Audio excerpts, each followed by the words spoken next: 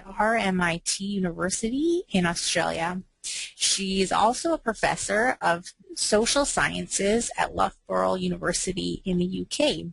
Her research combines theoretical and methodological scholarship with applied practice. She works across themes including digital media, energy, consumption, everyday life, sustainability, activism, tacit and sensory ways of knowing, safety and health, and the construction industry.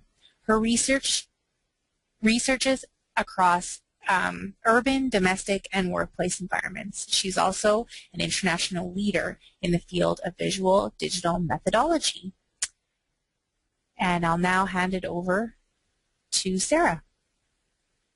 Okay, thank you, Amanda. Sarah, I'm going to make you a presenter for this webinar. So open your PowerPoint presentation and have it display, and then you're going to receive a message from GoToWebinar asking you to share your screen. Okay, and from that point on, you are in control.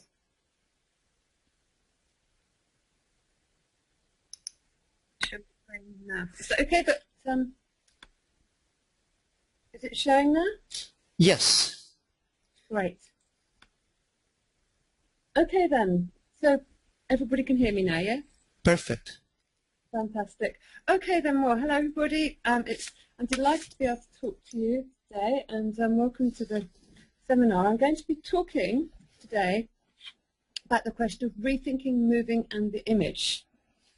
So in this talk, I'm assuming some prior knowledge of the way that we use video and photography in research, at least some prior knowledge of qualitative research methods and the use of visual media in that field, although what I'm going to be talking about will actually take it in a slightly different direction in terms of how we think about and understand the use of video and photography in research. Now, I need to start by explaining what I actually mean by the idea of rethinking, moving, and the image. And I'll explain that, and then I'll go on to talk about some of the theory and then look at some examples.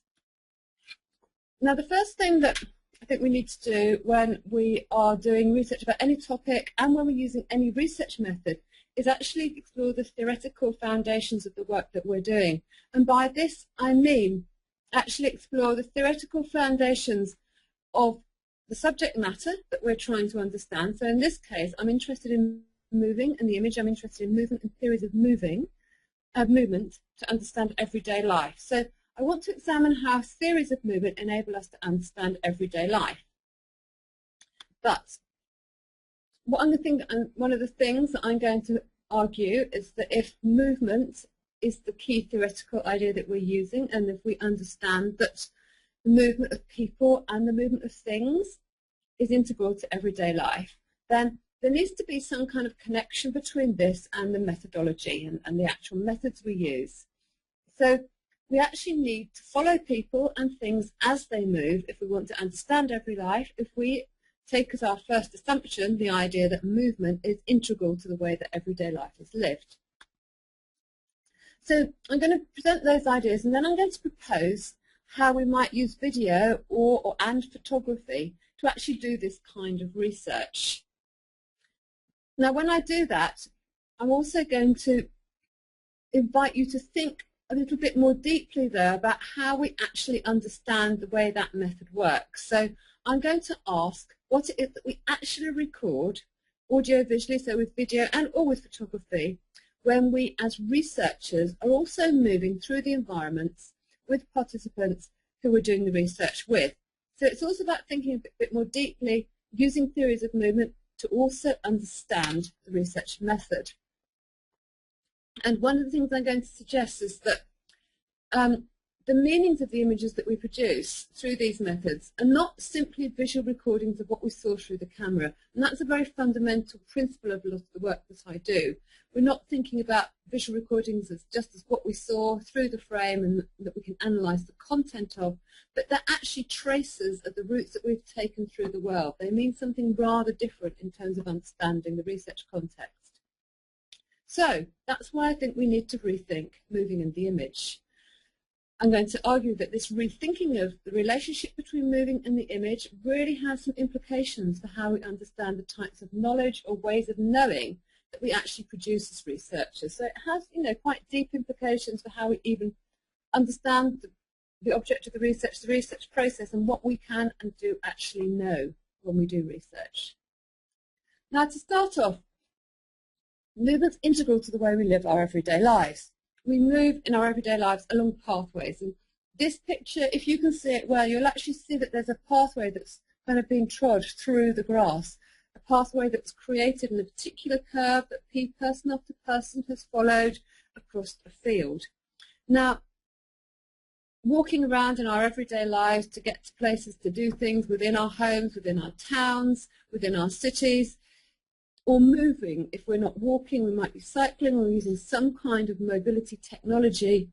Moving around is really, really important to the way we know our environments, the way we learn about things, and to the way we actually accomplish what we think or believe we need to accomplish in everyday life.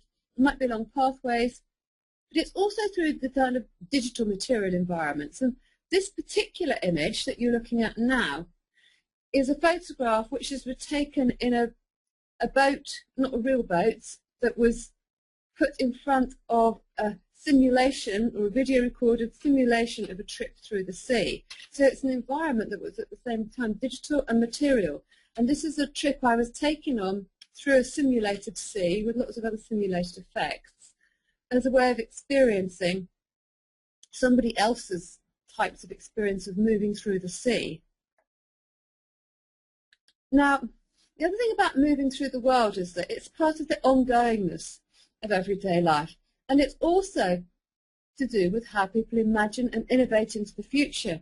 So if we go between these two images, you'll see that the first image is a before image and the second image is an after image. When we're doing research, we're often at that interface between the past, the present, and what people might imagine the future will be. So we can already see, if we go back here, that this particular context, the walking through and moving through and engaging with this context, the people involved has been part of the process of imagining this context as it emerged into the future.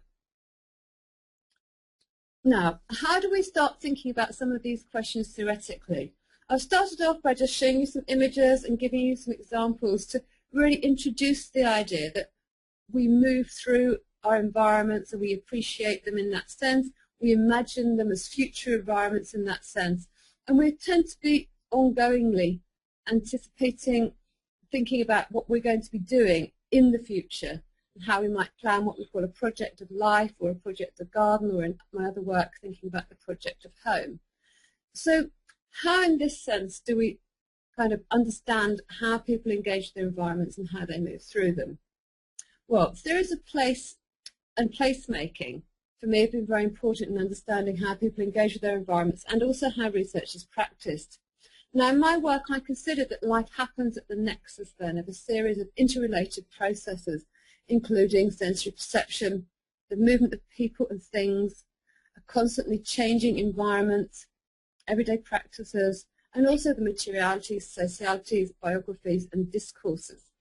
Now, this is really ideas which are based in a series of existing theories of place, for example, emerging from the work of the anthropologist Tim Ingold, the geographer Doreen Massey, and other human geographers who work in this area where place and practice and relationship between practice and place are really important. Now, I use abstract theories of place, but not of locality, to actually help me to understand how place comes together, and as we'll see in a minute, how movement is part of this. So I take Doreen Massey's notion of place as what she calls a constellation of processes, and what she calls the event of place, and that's from her book called For Space, published in 2005.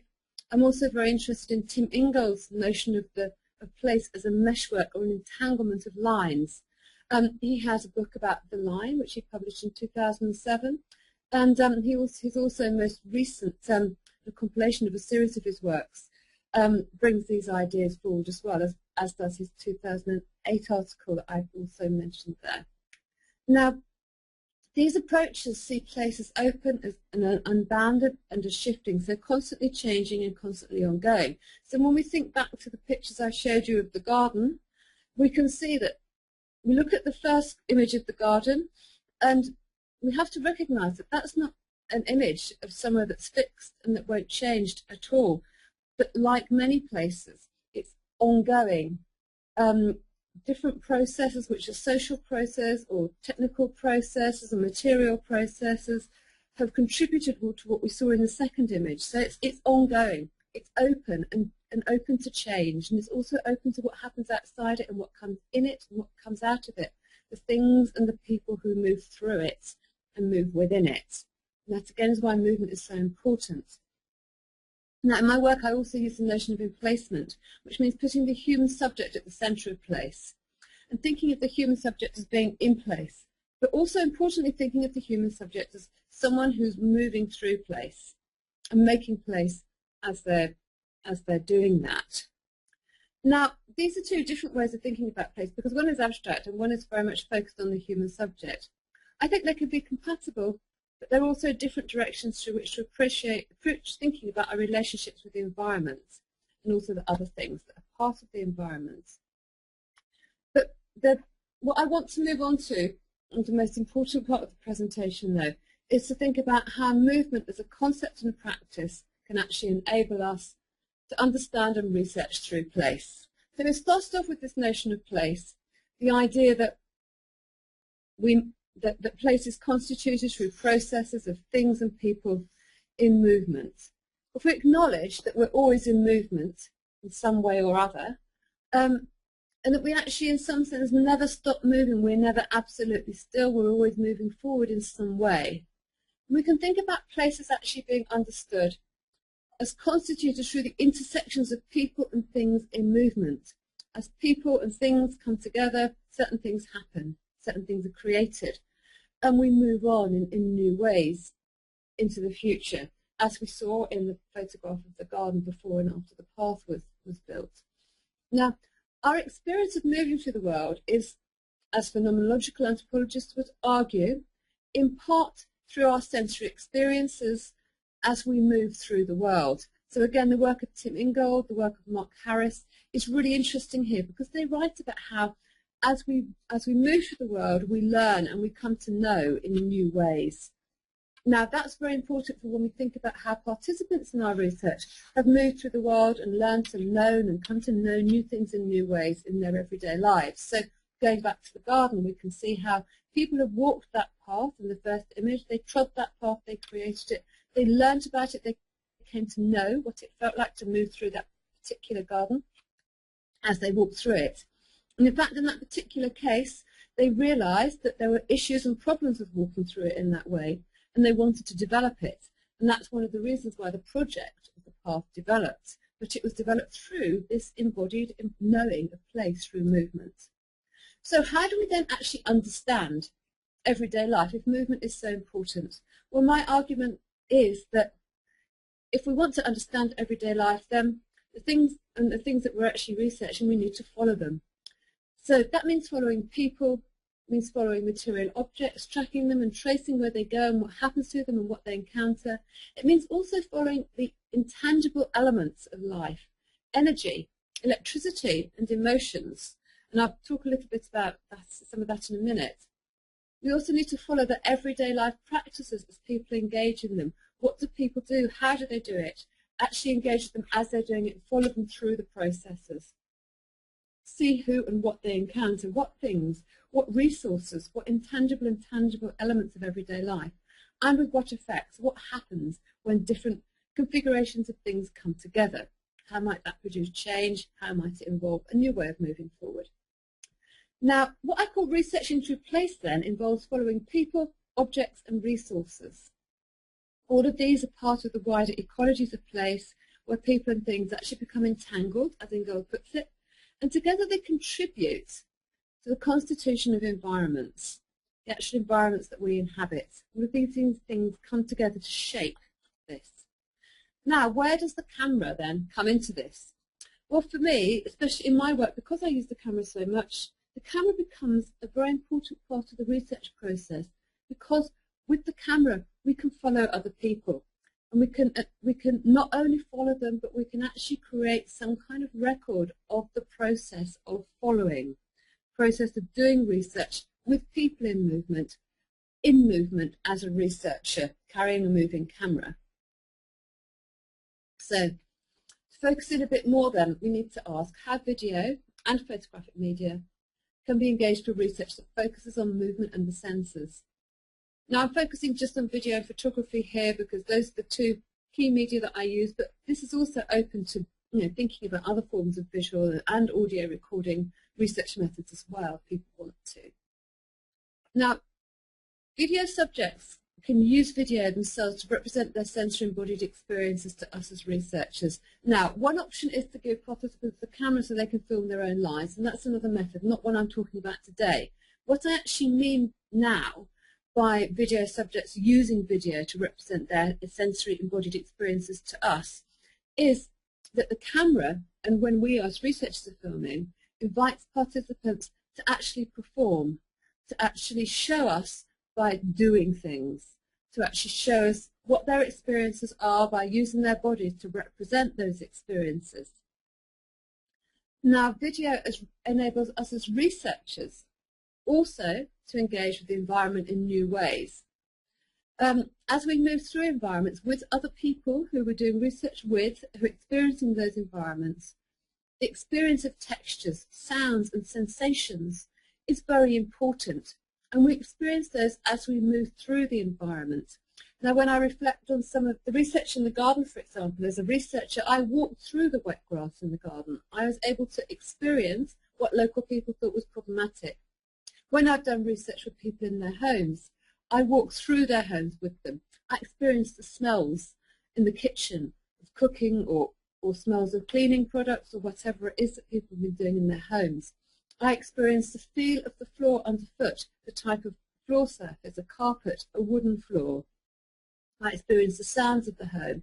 It might be music playing, it might be doors opening and closing.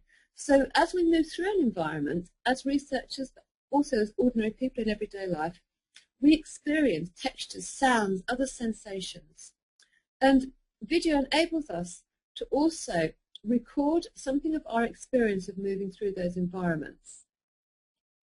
Video doesn't record smells, but it records the environment, elements of the environment in which we experience those smells. Video doesn't record the feel of textures, but it enables us to remember the experience of the texture that we can video record. So video and photography then becomes a way of recording actually the embodied experience of the person holding the video camera, as well as recording what's in front of the camera. Now, David McDougall, the anthropological filmmaker, he has written a book called Corporeal Cinema in 2005, and he writes about how when we actually move through the world, how when we film, it is the embodied experience of the filmmaker that we're recording in some way, which is a really interesting concept. And it enables us to think about how we move through the world with the camera, and how actually what we're recording is our own route through the world, as much as recording what's in front of the camera. We make a trace through the world with the camera, recording a trace as we move through with it, recording. So video then really has new kinds of potentials in research when we think about it that way. It also has a further potential because we can use it to invite viewers to empathise with both the experience of movements of the filmmaker as we move through the environment filming, but also with those of the person represented in the video. So there's a kind of double and a form of reflexive possibility that it creates. So how do video and photography enable us to research through place? If places are made through the movement of persons and things in movement, a camera on the one hand becomes this instrument of ethnographic documentation of this, because the camera also moves with us through ethnographic places and it documents that movement. Cameras particularly give us the opportunity to follow people and things as they move through environments because they move with us. So they record these traces of our movement through the camera, through the environment with the camera with us as ethnographers. But, as I've already stressed, we shouldn't always be asking ourselves so much what's in the image. We really need to think about what's behind it, above it, and below it, around it. What are those other experiences that we're engaging with as researchers that we don't capture in the lens of the camera, but that are evoked by it? So let's think about a couple of examples from my work. Now, one is the example of video tools as a home, which with my colleagues at Loughborough University in the UK, we've been developing as part of this project called the LEADER project. Now, we have a very interesting website about LEADER, which is funded by the Engineering and Physical Sciences Research Council in the UK. And this is an interdisciplinary project that I'm working with engineers, designers, and social scientists, and I lead the ethnographic part of that research project. Now, in this project, then, we've been developing home video tours, which I've already mentioned briefly. And this slide shows how we actually present those to our researchers. It's about actually following people around their homes and exploring the rooms with them. And we're really interested in how people create and experience the sensory aesthetic of their homes. Now, what we're doing in this project is actually trying to research something that's invisible. We want to research energy. So how do we actually follow energy when we can't see it? One of the ways we do it is by following people in movement on video as they explore their homes with us. Now, we're interested in actually researching energy indirectly. We're interested in finding out what people need to do in their homes to make their homes feel right sensorially, and subsequently, how do they need to use energy to do that?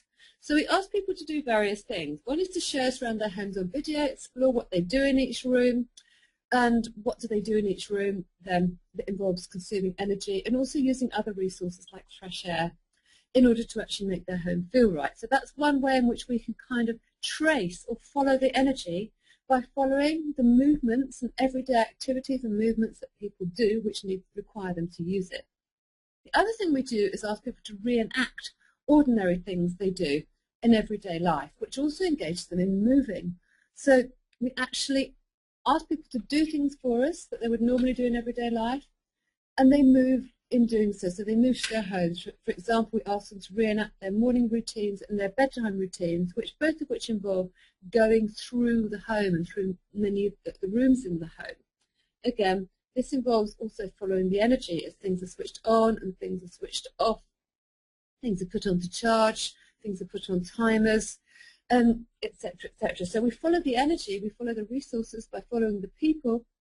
We're actually following the people, we're also following the things and what they're doing with things and with objects and with appliances and technologies.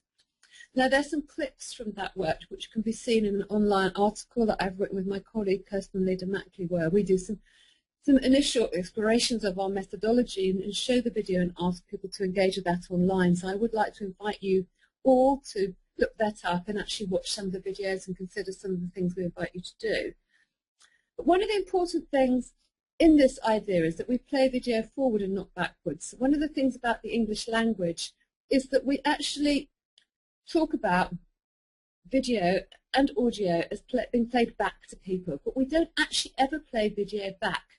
We always play it forward. And that's something I've emphasized in that article. Because when we play video forward, the implication is if we think of it that way, we also move forward with video. We move forward in our knowledge, but we also follow the narrative of the video. We follow the movement in the video. We actually follow the video recording of the route that the participant in the research and the researcher took when they were also moving forward through an environment. So when we watch video, and I think particularly in this kind of research context, we need to think about how we're moving forward and learning and developing new ways of knowing through engaging with that video in a forward motion. And that's exactly what we're inviting audiences to do when they watch these videos online. Now, another project which I've worked in, which I want to mention briefly before I finish, is a photography-based project. Now, this is related to my work on slow cities. And I've been working on slow cities since 2005 in the UK. then in 2010 and 11 in Spain, and more recently I'm starting to do research about slow cities in Australia, where I'm based currently. Now, this is you can see the slow city sign of the snail here. Now, one of the things we've been doing in slow cities is what I've come to call the urban tour. Now, the urban tour method was used in my earlier work in the UK about slow cities. I've also used it in Spain. I've also been using it in Australia. It always emerges from the ideas of the participants. It's not something I request as a researcher. But what happens is that research participants, who are usually slow city town leaders, in order to be able to tell me about their towns, they need to show me, to take me for a walk around the towns. And this is what's happened consistently in different countries. Now, what tends to happen is that the urban tour, it really draws out the experiential dimensions of the towns. Our hosts always guide us, and the tours tell us as researchers about what's important to our hosts about the environment and their experience of the town. What often happens is that they tell us about the things by showing us and taking us on tours that it was impossible for them to really tell us about verbally. They could indicate these things verbally, but they're aspects of the experience of their towns which need to be shown as you move through, as you go in and out of different areas of the town, as you actually experience the environment which you would experience by walking through. Now, I use the camera when I go on these tours because it enables me to document and to explore the camera and to take visual notes, to actually follow some of that route through the town visually by engaging with it with the camera. But the photographs, though, aren't just, as per video, of what's in front of the camera. They're a trace of the route that I followed through the town. They're also about what was behind, around, above and below me. So I try to use the camera to take visual notes, but by notes I don't mean just what I can see. I mean that the photographs enable me to remember and invoke the broader experience of what was happening, the context from which that image emerged. And the context from which the image emerges, in which it's taken, is just as important as what is in that image when you look at it. So it means that in the research context, and in the context of analysing the research experience, the photographs have much wider significance. And it's very important to try to take notes and remember and to keep track of what it is about the photographs. What are they a trace of, other than what you can see in them? And so here are some of the images that I took as I went through Lighthouse, which is a town in the Basque Country in the north of Spain, which was a slow city at the time. So these images are actually telling us a lot more than just what you can see. The meaning of the image with in the Fisher People's Quarter of the boats here, it's very much to do not only with what we can see in the image, but with what people in the town told me about how the fishing boats still go out every morning, and the fishermen still come back and they still bring the fish which is sold on the port. And that people told me, one of my participants in particular told me that, you know, you eat fresh fish in this town because fresh fish comes in every day. So the urban tour method then was originally developed in the UK. Now, in Lighthouse here, we can see that I actually conceptualised photographing as being part of the process of moving through. And what happened there then, it wasn't just what I saw in front of the camera, as you can see in the picture of the boats, but the image actually emerges from our experience of the environment, what's happening around. The photographs here don't just represent what their visual content shows. They're actually this outcome of a configuration of things that they emerge from. So like video, photography is also a way of digitalising or materialising our traces through the air and over the ground. We look again at some more photographs. This is a photograph of the Lighthouse, which is also part of a maritime museum. And the significance of this photograph is actually connected to the route that we took around the town. It's connected to what we learned about the weather being good that day. It's also connected to what happened inside. Because I already mentioned that we were taken on a digital trip through the sea to represent the experience of moving through the sea. And this is, again, this is the boat that we first stepped into before we were then taken on this digital journey out into the sea. So the photograph of the lighthouse, which is here, which we saw before, is actually really significant in expressing something for me about what I learned as I moved through that town, about the relationship of the sea to the town. I learned as I was there that the sea is actually part of the town. So it might seem, looking at this image, that we're looking out into the sea, but we're also looking out into something that's very significant for the town and part of it and part of the experience of it. And it was also after stepping into this boat and being taken on a journey, a digital material journey through the sea, a simulated sea, I learned about why my hosts telling me and showing me about this experience of the sea was so important to my understanding of the town that they were teaching me about. So again, other people's images and videos also take us on journeys, and that's why I'm also asking you to think about the videos that I have online as a way of going through a journey with a researcher. So some of the examples then from this work that I've talked about, the work about the home is online in a journal called Sociological Research Online, and there is the link. And the work about the slow cities that I've just been talking about is in another, so the work on the home is co-authored with Kirsten Leader Mackey at Loughborough University, and the work about potentially global towns, which is the slow city research I've just been talking about, is also co-authored with Lisa Servan from the New School in New York. And I'm going to end there and open up some questions, leaving you with this nice image of a simulated journey through the sea for you to remember that double photographing, double image making, and the routes that it can take us on. Thank you.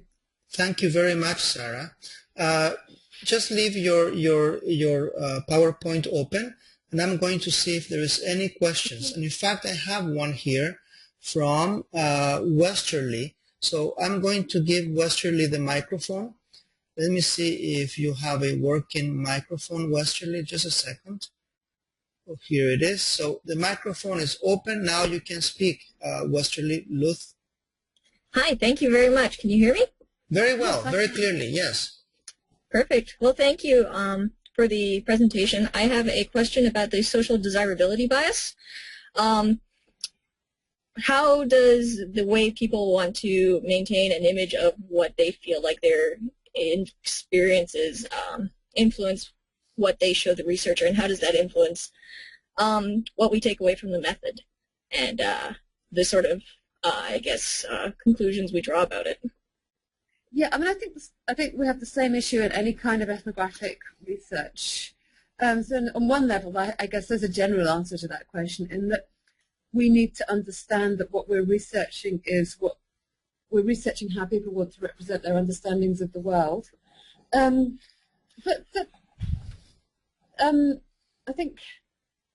don't think that's a problem. I don't know if there's actually, I don't know how we could actually separate somebody's understanding of their experiences of the world from those experiences of the world and actually have a pure, non-subjective, a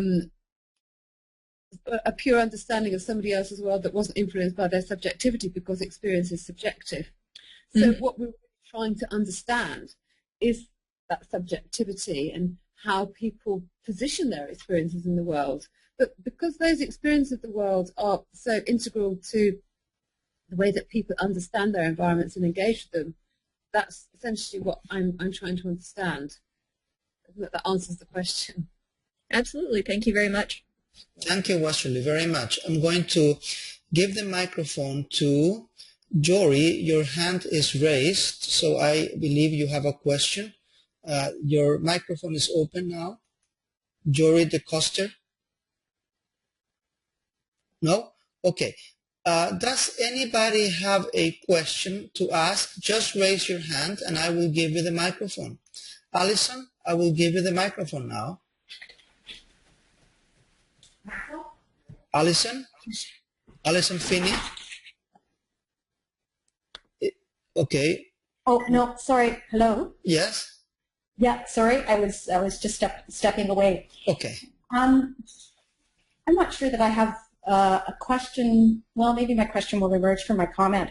It's just been a real pleasure to hear you speak, Sarah. And partly because it really links so nicely with some work that I've been doing with people with dementia who have a very hard time telling us about their everyday life, and really just we were kind of almost forced into this kind of methodology.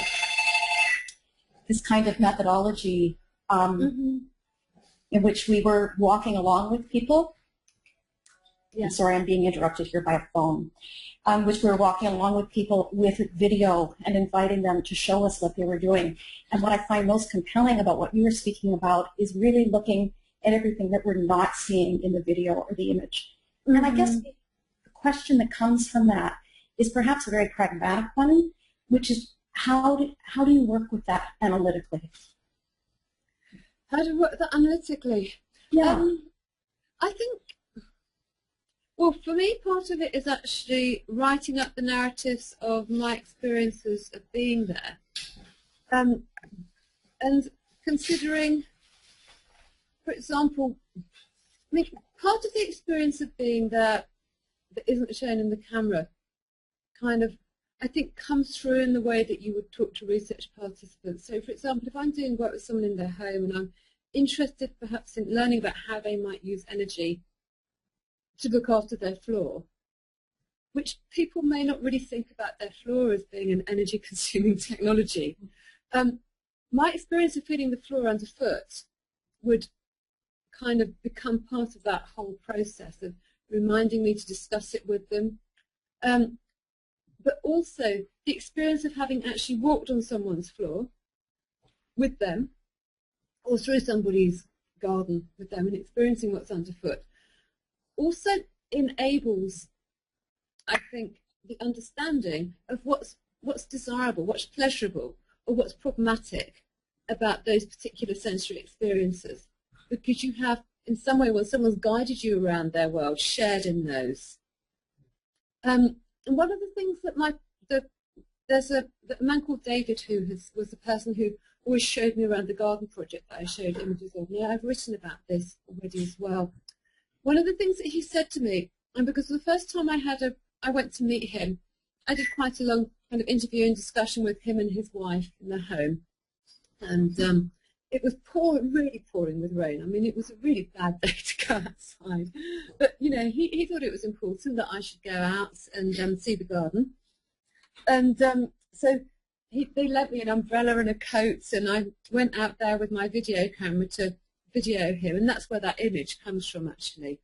Video him showing me around the garden. At one point in that tour of the garden, he said to me, well, is this what you thought it would be like? Or something similar, he asked me. And I just had to say no, because I couldn't have imagined what it would feel like to be there had I not gone there and been shown around it. So I'd seen plans, I'd seen photos, I'd seen the maps of the things they wanted to do in it. But once I was actually in there, I could appreciate the feelings, the physical and affective kind of feelings that were driving people's desire to do something about the garden.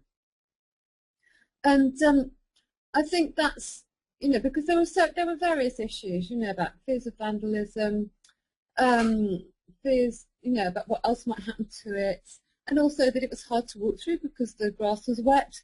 But I couldn't really get it, you know, from their perspective until I was really there and was able to appreciate what it felt like. And I think again, actually being in people's homes and understanding what it feels like to be in those environments with people. Likewise, and again, in the towns that I've walked through and explored with people. So in Lighthouse, the fishing village, another thing that, you know, we walked through and we saw the fishing nets were out there, you know, around the harbour.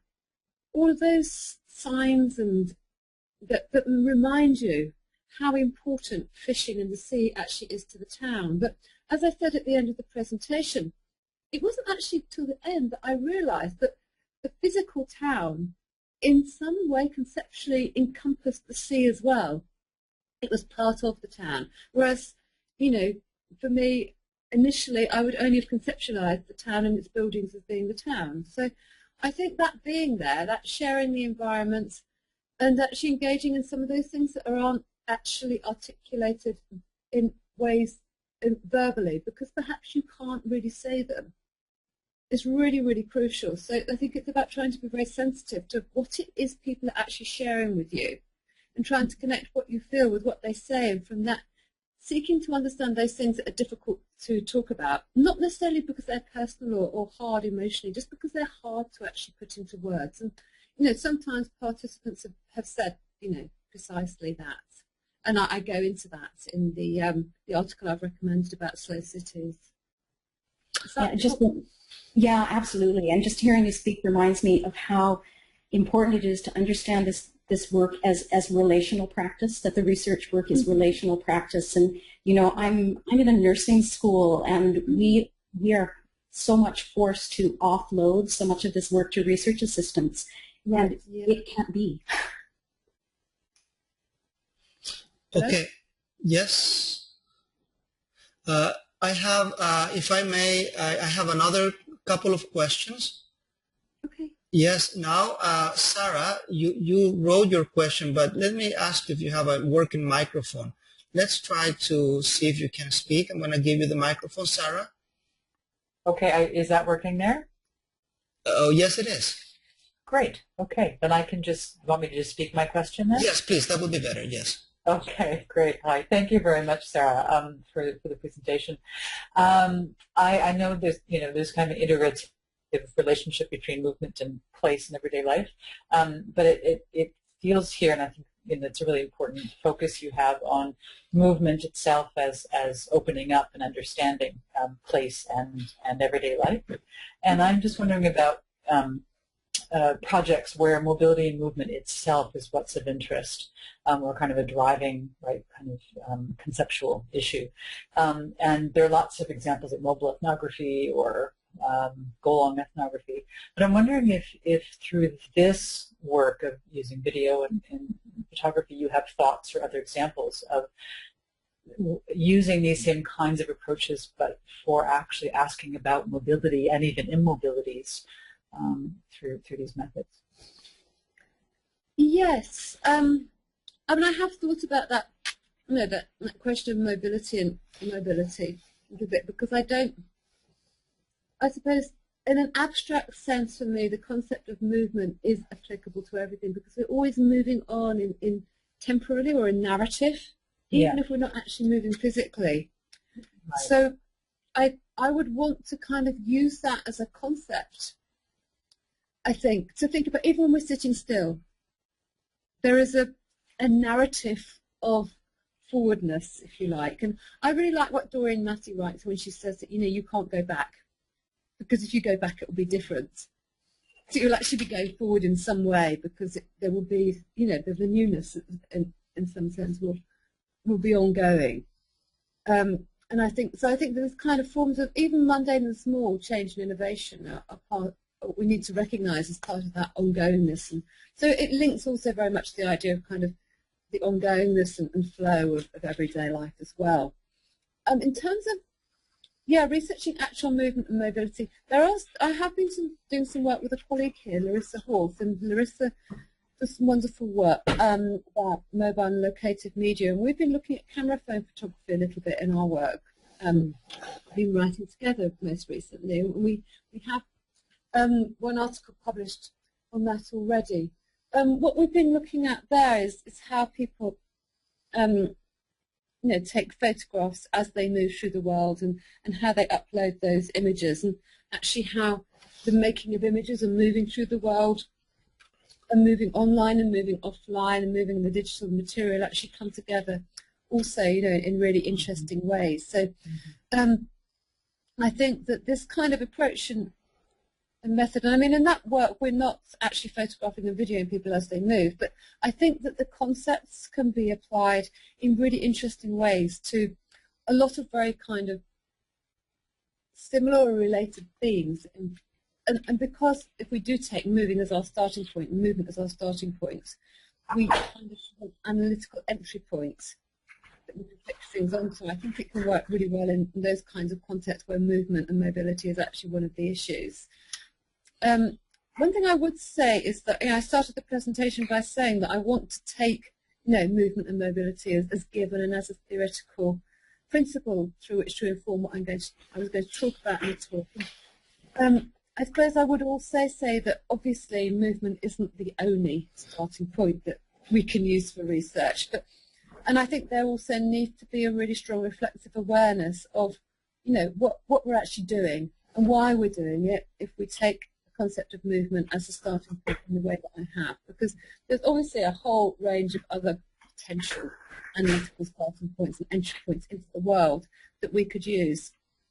I think that an entry point of movement is really interesting and useful, you know, to use when we're working with video, working with photography, because it opens up this kind of relationship between what's behind, what's in front, and what's around. And I think that also kind of opens up a very interesting form of temporality into the research process as well, which is something I'm working on a lot more at the moment, actually, because I'm doing work that's connected to design, and design is very future thinking. Yeah. I've probably gone on a bit of a tangent there, but I hope that answers the question. No, thank you very much. Sarah, let me interrupt and tell you that we are seeing your calendar with all of your schedule, so we know what you're going to do tomorrow at 10 o'clock in the morning. Okay? Oh, right. Yeah. We have 3 more questions, and we only have 10 more minutes, so we have to be relatively brief. Excuse me? Can you still see my screen? Yes, and what I'm going to do is I am going to change that, and I will now, people will see my computer screen now. So that's, I think, that's better. Okay, let me see. We have a question from Catherine Adams, and Catherine, if you have a microphone, I'm going to give you the microphone. Do you have a working microphone, Catherine? Thank you. Yes, I believe I do. Okay, go ahead. Can you hear me? Yes, very yes. well. Yeah, thank you very much, Sarah. I know we're short on time, so I'm just going to ask one question. You were using the word follow. It became very much a theme, and so it got me to wondering about how you now situate your work relative to Ant, and because, for example, you also mentioned the work of Tim Ingold, who similarly touches on Ant, and or at least Latour's work, but ultimately abandons it. You did mention it, so I was just curious. Yeah, I mean, I find action network theory to be, for me, it's a very, I find it to be a very structured approach, which, depending on how it's used, I feel often informs and structures a research design too much before the ethnography has actually been done. But I think that doesn't mean it's not appropriate for this kind of study. I think it means that, for me, I mean, I find the notion of assemblages to be quite inspiring, but I actually prefer the way that the kind of configurations and relationships and things of entanglements, etc., is formulated in Ingold's work, to the way that it's formulated in action network theory. So I think, yeah, action network theory offers us some really interesting ways of understanding how things come together and how the world works, undoubtedly. But it's not a theoretical approach that I would adopt as such for my own work, because I believe that we need to first, well, my work is obviously theoretically informed, but the reason why I'm very attracted to theories of place and movements and human perception and the sensorial is because I find that a theory of place, I mean, partly because a theory of place is about openness and unboundedness, I find that it doesn't predetermine and prefigure so much the way I actually need to conceptualize what will come out of the ethnography before I do it. So my work is very much about trying to investigate what I think is already happening in the world and actually building up from that to determine what I then interpret as being important, what configurations of things and relationships for me are very important in terms of how they come out of the research and my findings. In my book, Doing Sensory Ethnography, I've conceptualized something that I call the ethnographic place. And that's actually something I've been working on a little bit more in my more recent thinking, and hope to actually discuss slightly differently in forthcoming publications. And for me, the ethnographic place is the place, is informed by the same theories of place that I was talking about. The ethnographic place is actually the place where, as researchers, we pull together the different things that are part of our ethnographic process. And that is ongoing, and that is changing, and it ultimately will continue to evolve as readers and viewers and other audiences and users engage with our work as time goes on. So the ethnographic place itself is open and shifting and open to things coming into it and moving through it. So that's why I feel that a theory of place actually can inform the work that I do throughout the whole research process. So it helps me understand what I do as a researcher, what people do with my work, as well as helping me to understand what the participants in my research are doing. Thank you very much. Very compelling. And now I'll think about you as well, or read you with Tim Ingold, because I think it's very interesting rethinking, I guess, past Ant. I'll call you post-Ant. Thank you. Yeah. Thank you very much, Catherine. And I'm going to give the microphone now to Anne Bruce. We have 2 more questions, so we have to be very quick. So let me see. Anne, do you have a working microphone, Anne? Well, if not, I will read your question. Anne asked the following, Sarah. Let me see. About how to use theory in the interpretative analysis. So I have a question about how to use theory in the interpretative analysis. I understand your use of theory initially, but wonder how you use theory in your analysis. Yes, that might take me a bit longer than I have to answer. I think my analysis would be guided by the same theoretical principles, but it would depend on what question I'm trying to answer when I analyse my materials. So